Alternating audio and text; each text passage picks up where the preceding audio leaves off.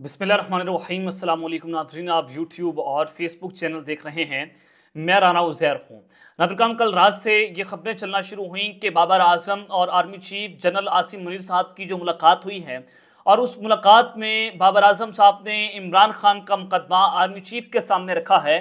तो अब बाकायदा तौर पर उस मुलाकात का ड्रॉप सीन हो चुका है। अब सबको पता है कि उस मुलाकात का बड़ा तहलका मचा हुआ था। तो आज जीएचक्यू जो है वो मैदान में उतरता है और जीएचक्यू की जानिब से उस मुलाकात पर एक नोटिफिकेशन जारी हो चुका है, जिसके बाद अगर मैं यूं कहूं कि चोर की दाढ़ी में तिनका तो कहना गलत नहीं होगा। तो वो नोटिफिकेशन क्या है, मुलाकात में क्या कुछ हुआ, जीएचक्यू का मौकफ क्या है, उस हवाले से कुछ अहम तरीन तफसीलात मैं आपके सामने जो है वो रखूंगा। और फिर जनाब दूसरी जानिब फौजी जेल में एक और कत्ल हुआ है, बदतरीन टॉर्चर की खबरें हैं। जनाब वो वाकया क्या पेश आया, जाहिर है फौजी जेल में कोई राना उज़ैर नहीं होगा, कोई आम लोग नहीं होंगे, बल्कि पाकिस्तान तहरीक इंसाफ के रहनुमा उसमें मौजूद हैं जिनको पकड़कर 9 मई केसेस में फौजी जेलों के अंदर डाल दिया है। उनके वहां पर ट्रायल्स हो रहे थे। तो आज जनाब एक वहां पर कत्ल हुआ है। ये बड़ी हौलनाक दास्तान है, किसको मार दिया गया है और फिर लाश कहां पर पहुंचाएगी, इस हवाले से कुछ अहम तरीन तफसीलात मैंने आपके सामने रखनी है। जनाब नवाज शरीफ साहब जो है वो जनरल आसिम मुनीर साहब के पांव पड़ गए हैं, माफियां तलाफियां हो रही हैं कि मैं एंटी इस्टेब्लिशमेंट नहीं जाऊंगा, ये जनाब खुदादा वास्ते सानू इख्तियार दे दियो। तो नवाज शरीफ साहब जो है वो जीएचक्यू के गेट नंबर 4 पर लटक गए। वहां पर जाकर उन्होंने दस्ता जो है वो सजदा किया और माफी मांग ली है। ये मामला क्या बना है, इस हवाले से कुछ अहम तरीन तफसीलात। लेकिन अगर आपने चैनल को सब्सक्राइब नहीं किया, चैनल को सब्सक्राइब कर लें, बेल आइकन को दबा दें, आने वाली तमाम तरह अपडेट्स आपकी खिदमत में बर वक्त पेश होती रहें। नाज़रीन, सबसे पहले तो आपको मैं एक खबर आपके सामने ब्रेक करने जा रहा हूं। जावेद चौधरी, ये हकीम भी हैं, ये सहाफ़ी भी हैं, इन्होंने जनाब एक दावा किया। इन्होंने कहा कि इमरान खान और बुशरा बीबी में से एक को रिहा किया जाएगा और दूसरे को बतौर जमानत रियासत अपने पास रखेगी। यानी कि शहबाज शरीफ कोई रियासत नहीं है, शहबाज शरीफ के बाप का मुल्क भी नहीं है कि वो रियासत बन जाए। रियासत एक ही शख्स होता है, एक ही इदारा होता है जो इस पूरे मुल्क को चला रहा होता है। वो बादशाह होता है जंगल का बादशाह पूरे मुल्क को चला रहे हैं और हुकूमत भी जनाब किसी और की है। तो जावेद चौधरी साहब ने यह दावा कर दिया और फिर उन्होंने कहा कि इमरान खान की रिहाई एक ही सूरत में मुमकिन है कि वो बाहर निकलकर अफरा तफरी ना फैलाएं। यानी कि उनसे डील ये मांगी जा रही है कि हम आपको रिहा कर देंगे लेकिन आप बाहर जाकर जल्द से जुलूस नहीं करेंगे। लेकिन जनाब जितना मैं इमरान खान साहब को जानता हूं, जितनी मेरी उनसे वाकफियत है, वो जब सोच लें कि मैंने ये करना है तो वो फैसला कर लेते हैं, वो कर लेते हैं फिर। और वो किसी आफ्टर इफेक्ट्स का नहीं सोचते, वो कॉन्सिक्वेंसेस को जहन में नहीं लाते कि इसके बाद फिर क्या होगा। वो बहादुर है, वो फैसले लेना जानता है और वो 1000 में से 1000 मरतबा आपको गलत साबित करेगा। ये मैं आपको बता रहा हूं कि इमरान खान भला का इंटेलिजेंट है, वो हर बार आपको गलत साबित करेगा क्योंकि वो आम तौर पर जो है वो ये वही बात करता है कि अल्लाह मालिक है, हम देखी जाएगी। वो फैसला कर लेता है फिर जनाब उस पर आगे बढ़ता है। तो जितना मैं खान साहब को जानता हूं कि उसको बार बार ऑफर्स की जा रही हैं कि आप डील कर लें, ये कर लें, वो कर लें। फौजी जर्नैल वहां पर पहुंच के मुलाकातें हो गई, खान साहब को पैगाम पहुंचाए गए, लेकिन इमरान खान साहब जो हैं मुझे नहीं लग रहा कि वो डील करेंगे। उसे जिद थी झुकाओ सर तभी दस्तार बख्शूंगा, लेकिन मैं अपना सर बचा लाया और महल और ताज उस पर हैं। तो खान साहब जो है अपना सर बचा लाएंगे, उस पर महल और ताज बनाएंगे। तो जिद उनको ये है कि खान साहब जो है वो माफ़ी मांग लें, माफ़ी मांगकर हम उनको वज़ीर आज़म बना देंगे, दस्तार दे देंगे। आप कहेंगे जनाब चलें ठीक है, आपने हमारी बैत कर ली है, लेकिन खान साहब ने जनाब ये बैत करने से जो है वो साफ साफ इनकार जो है वो कर दिया है। तो ये एक बड़ी अहम तरीन खबर। और फिर जनाब आपको एक और आपकी खबर आपके सामने मैं रखना चाहता हूँ पाकिस्तान तहरीक इंसाफ के हवाले से। कल मैंने आपको बताया था कि फवाद चौधरी और उसके अलावा उस्मान डार, सदाकत अब्बासी, अली नवाज जबान, जिन पर बदतरीन तशद्दुद और जिनको जो है वो जुल्म बर्बरियत का सामना करना पड़ा और पार्टी उनसे छुड़वाई गई थी गन पॉइंट पर, तो उनको पाकिस्तान तहरीक इंसाफ ने वापस लेने से जो है वो फैसला कर लिया कि इनको वापस लिया जाएगा। इमरान खान साहब जो है इनके हवाले से नरम गोशा रखते हैं और फवाद चौधरी जो है वो सोमवार को या मंगल को इमरान खान साहब से जेल में मुलाकात भी करेंगे, जो जराये बता रहे हैं। अब उसके अलावा जनाब मलिका बुखारी और शरीफ मजारी जैसे रहनुमाओं की वापसी के लिए भी दरवाजे जो है वो खुले हैं। अब शरीफ मजारी भी पाकिस्तान तहरीक इंसाफ वापस आने जा रहे हैं, मलिका बुखारी भी, और इन जैसे जो दिगर लोग हैं वो भी पाकिस्तान तहरीक इंसाफ ने जनाब वापस आएंगे। अली जैदी और इमरान इस्माइल के मुतल्लिक तहाल ग्रीन सिग्नल नहीं मिला, इन दोनों के हवाले से इमरान खान साहब ने ग्रीन सिग्नल जनाब नहीं दिया। लेकिन असद उमर से भी साबिक वज़ीर आज़म शदीद नाराज हैं। असद उमर इमरान खान के लाडले रहनुमाओं में थे, लेकिन उनकी वापसी के लिए भी कुछ मजीद वक्त दरकार होगा। असद उमर साहब जो हैं वो भी राब्ते कर रहे हैं, मिस कॉलें दे रहे हैं, सिफारिशें करवा रहे हैं। जनाब असद कैसद साहब को भी उन्होंने एक बार भेजा था खान साहब के पास कि जनाब मुझे रख लें, ने खान साहब ने जनाब उनको रखने से इनकार कर दिया था कि मैं उनको नहीं रखूंगा, लेकिन अब पार्टी के लिए मुश्किल वक्त है, तो असद उमर साहब जो हैं वो भी वापस आ सकते हैं। तो ये एक अच्छा जेस्चर होगा, क्योंकि बहुत मुश्किल हालात थे, किसी ने बर्दाश्त कर लिया, किसी ने बर्दाश्त नहीं किया, सबके लिए हालात एक जैसे थे, हमारे ऊपर भी हालात आए थे, तो हम तो बर्दाश्त कर चुके हैं, लेकिन किसी के हिसाब इतने मजबूत नहीं होते कि वो बर्दाश्त कर सके। तो पाकिस्तान तहरीक इंसाफ को अपने रहनुमाओं को वापस लेना चाहिए, लेकिन जिन्होंने पीठ पर छुरा खोंपा, जैसे जो है वो फरक हबीब लोग हैं, इनको पाकिस्तान तहरीक इंसाफ और इमरान खान साहब जो है वो कभी वापस नहीं लेंगे। तो कोर कमांडर्स कॉन्फ्रेंस के हवाले से मैंने आपको कल भी बताया था कि पाकिस्तान में सोशल मीडिया बंद करने की कोशिशें हो रही हैं, जैसे दुबई में, सऊदी अरब में, अरब ममालिक में व्हाट्सएप चलाने पर पाबंदी होती है, वीपीएन के बगैर आप व्हाट्सएप नहीं चला सकते, पूरे सोशल मीडिया को मॉनिटर किया जाता है, चाहे वो यूट्यूब हो, कुछ भी हो। तो अब पाकिस्तान में भी ये फैसला हो चुका है कि नेशनल फायरवॉल लाई जाएगी और पूरे सोशल मीडिया को मॉनिटर किया जाएगा और हमारे पूरे डेटा के ऊपर जो है मॉनिटरिंग भी होगी। ये एक अहम तरीन खबर। और अब कोर कमांडर्स कॉन्फ्रेंस जो हुई है हालिया 2-3 दिन पहले, उसमें सोशल मीडिया के हवाले से तवील तरीन गुफ्तगू हुई है, यानी कि एक पूरी कोर कमांडर कॉन्फ्रेंस में सोशल मीडिया को डिस्कस किया गया कि हमने इस पर काबू कैसे पाना है।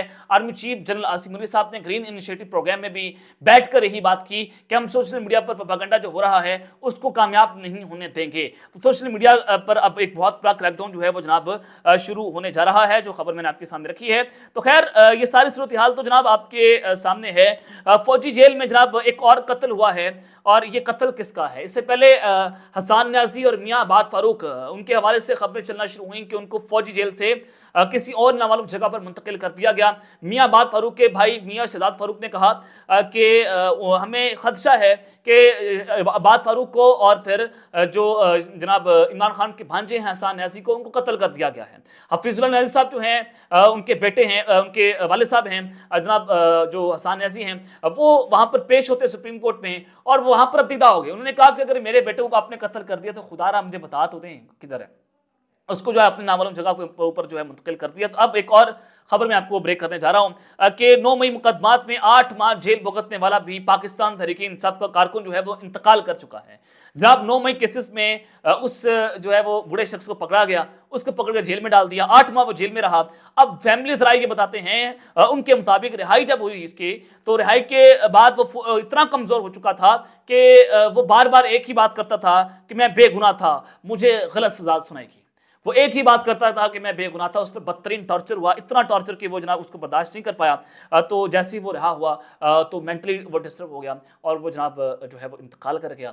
तो ये इस वक्त पाकिस्तान की सूरत हाल है कि आपने जो है वो बात उसने, वो एक शायर ने बड़ा खूब कहा था कि जनाब जो हमारी एस्टैब्लिशमेंट है, हमारी फौज है, उसको तो हमने रखा इस वजह से था कि आप जाकर जो है दुश्मन से लड़ेंगे, लेकिन इनको तो हमसे फुर्सत नहीं मिली है, तो ये हमें अपने ही लोगों को मारना शुरू कर दिया है लोगों ने। तो जनाब ये पाकिस्तान की बड़ी खतरनाक किस्म की सूरत हाल है कि अपने ही लोगों पर जो है वो जुल्म ढा रहे हैं, अपने ही लोगों को जो है वो ये फतह कर रहे हैं, अपने नौजवानों को फतह कर रहे हैं। ऐसे जो है वो रियासतें नहीं चला करती हैं, ऐसे ही ना पाकिस्तान चला करता है। तो एक ये बड़ी जो है वो खौफनाक तरीन खबर। और फिर जनाब दूसरी जानिब नवाज शरीफ साहब जो हैं वो जनरल आसिम मुनीर साहब के पांव पड़ गए हैं, आर्मी चीफ साहब के। अब आपने देखा कि जो पाकिस्तान की सियासत में पिछले कुछ दिनों से तब्दीली आई है, इमरान खान और फौज के दरमियान मुज़ाकरात होने की खबरें चलना शुरू हुई कि इमरान खान ने हामी भर ली है कि उन्होंने मैंडेट दिया कि आइन और कानून के मुताबिक जो है वो मुज़ाकरात होंगे। अब उसके बाद शहबाज शरीफ साहब ने कहा कि हमारे हाथ से जो है वो गेम निकल रही है, अगर ये मुज़ाकरात हो गए, इमरान खान वापस आ जाएगा, इक़्तिदार हमारे हाथ से निकल जाएगा जो हमें मुफ्ते के अंदर मिला हुआ है। नवाज शरीफ ने जाली बयानियां बनाना शुरू कर दिया और उन्होंने जनाब इस्टेब्लिशमेंट के ऊपर दबाव बढ़ाना शुरू कर दिया, राणा सरोला के जरिए और फिर जवेद लतीफ और दीगर लोगों के जरिए।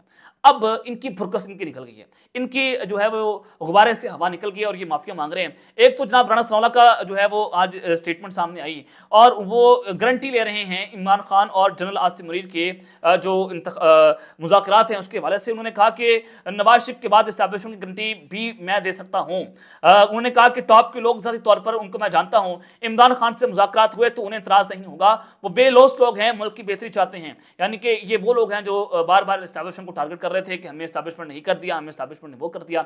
आज ये शख्स जो है वो बात कर रहे हैं कि वो बेलौस बने और वो इमरान खान से जो है वो मुज़ाकरात कर लेंगे, मैं उनकी गारंटी देता हूँ। और फिर दूसरी जानिब जावेद लतीफ साहब जो है वो बार बार बात कर रहे थे कि फौज ये है, फौज ने जो है वो मैंडेट चुरा लिया, ये हो गया, इस्टेब्लिशमेंट ने फलाना कर दिया। आज वो भी जनाब घुटने टेके। अब ये दो वो लोग हैं जो मियां नवाज शरीफ का बयानिया इलेक्ट्रॉनिक मीडिया पर आकर कर बता रहे हैं। अब जावेद लतीफ साहब ने कहा कि 8 फरवरी को पिक एंड चूज हुआ, लेकिन इदारों के सरबराहान मुलव्विस नहीं थे। एक चीज उन्होंने ये साबित कर दी कि 8 फरवरी को जनाब अवाम पर हम लोगों को मुसलत किया गया, लेकिन इदारों के लोग मुलव्विस नहीं थे। अब उसके अलावा फिर मुलव्विस कौन हो सकता है, आप मुझे बता दें। इससे पहले जनाब इमरान खान को लाया गया, इन्होंने कहा कि जनरल बाजवा लाया, और फिर उसी जनरल बाजवा साहब को एक्सटेंशन का वोट इन लोगों ने डाल दिया।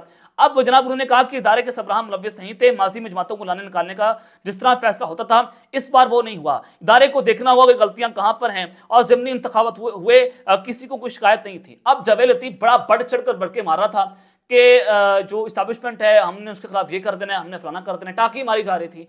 आज ये लंबे लेट गए, आज ये बात कर रहे हैं कि खुदारा हमारा इक़्तिदार हमारे हाथ से ना जाने दें। और वही बात जो है वो पाकिस्तान मुस्लिम नमाज के एक रहनुमा ने भी की, उनका मुझे नाम याद नहीं है, उन्होंने मंसूर अली खान साहब को भी हालिया इंटरव्यू दिया। उन्होंने कहा कि नवाज शरीफ जो है अपनी बेटी के आसार से ही निकल रहे, और इमरान खान ने इस निज़ाम को नंगा कर दिया है।